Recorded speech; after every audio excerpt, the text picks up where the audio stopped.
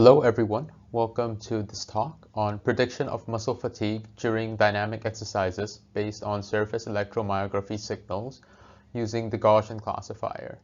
My name is Cheah and today I'm presenting on behalf of our team.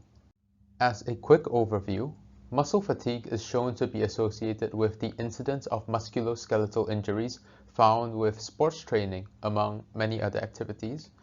Our proposed framework adapts existing machine learning methods and builds on previous surface electromyography literature to perform real-time inference on sports applications.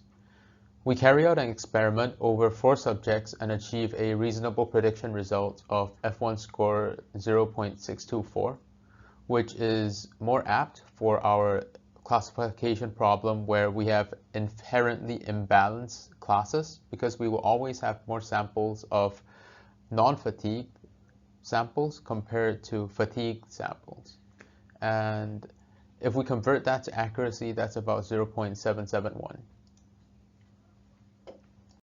Scholars have found various SEMG features to be useful in various situations. This includes time domain, frequency domain, time frequency domain, entropy-based, autoregression-based features, and many more. However, little studies have been done to use these features predictively, especially in real-time applications of cyclic dynamic exercises. We believe this is because there are multiple key challenges that need to be overcome first. For example, in dynamic exercises, the signal is not stationary and must be segmented with a suitable method before being used for discrete classification. Normalization is also difficult across different subjects in different trials that may span across multiple days.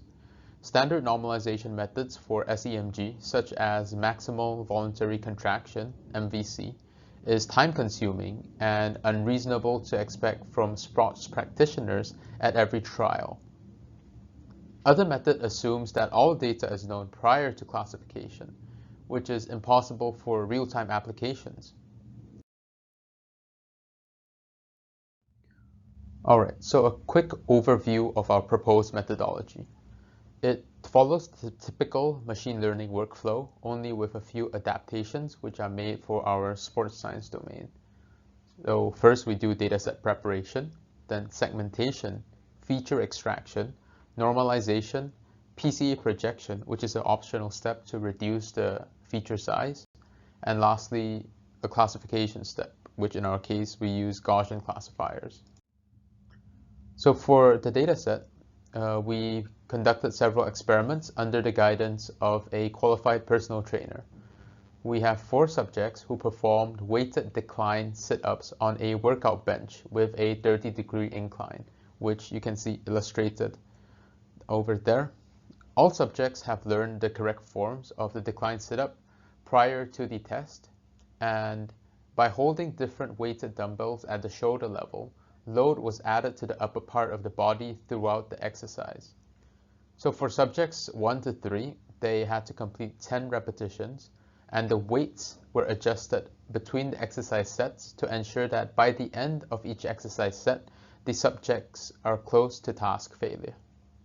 Whereas for subject 4, she had to repeat the exercise until she could no longer complete a cycle, which is task failure. In terms of data collection and pre-processing, the SEMG signals for both sides of the upper rectus abdominis were collected.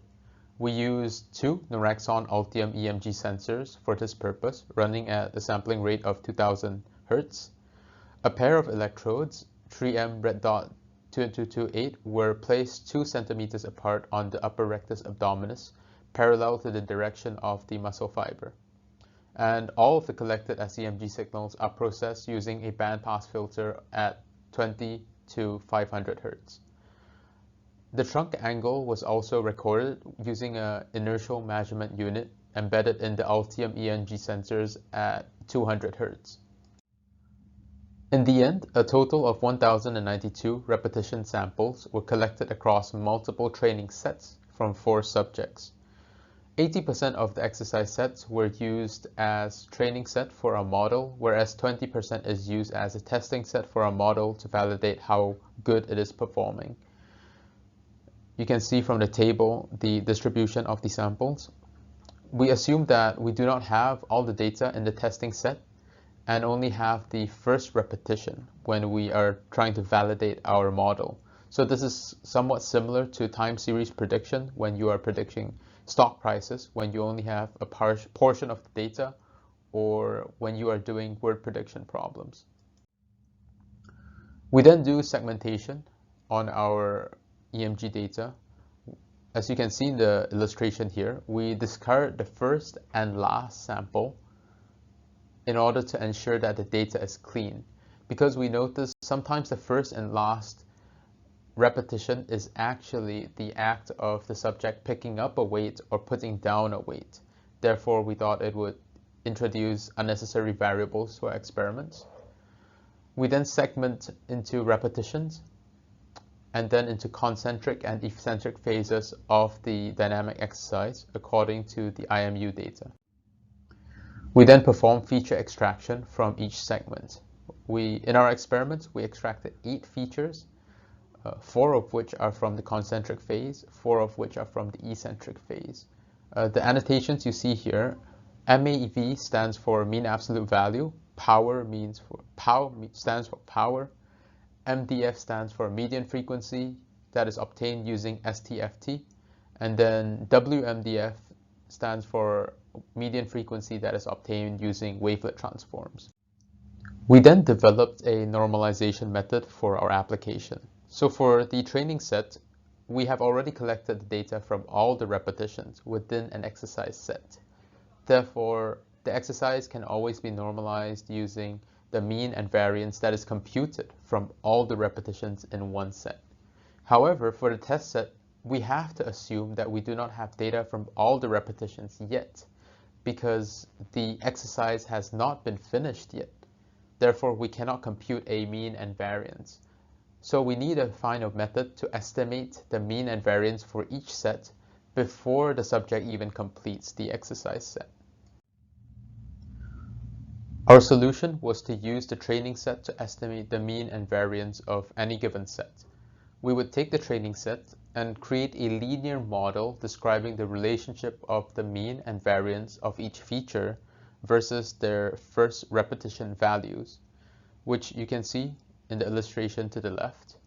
The data points are every data point in the training set for a single feature, and then we would plot it against the first repetition values. From there, you can estimate a linear model, which is represented using the red line. Using this relationship, we can always normalize each value as long as we have the first repetition's value, which is true even in the testing set. We then experimented with principal component analysis to project the data onto a reduced feature space, which is optional to the classification process. However, it does help with feature reduction.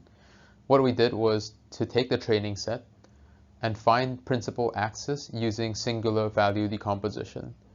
We project the data from the original feature space to the projected feature space. Then we could selectively use the first n dimensions of the projected data to reduce dimensionality while losing minimal information. For the test set, we project the data using the matrix that is obtained from the training set. We then perform classification using a very simple Gaussian model. So we first fit the Gaussian models onto the training set. As you can see in the illustration, the blue dots are the non-fatigue samples, the red dots are the fatigue samples, and the ellipsoids are just there to help illustrate the covariance. Using the trained Gaussian model, we apply it onto the test data to predict whether a muscle belongs to a fatigue sample or a non-fatigue sample. So in addition to the previous pictures, you also see light blue crosses and pink crosses. They are misclassified samples and are there for illustration. We performed 2 experiments. The first one is to manually search for the best performing features, which we would use as the baseline. When we only use two features for classification, we find that the power during concentric and eccentric phases performs the worst.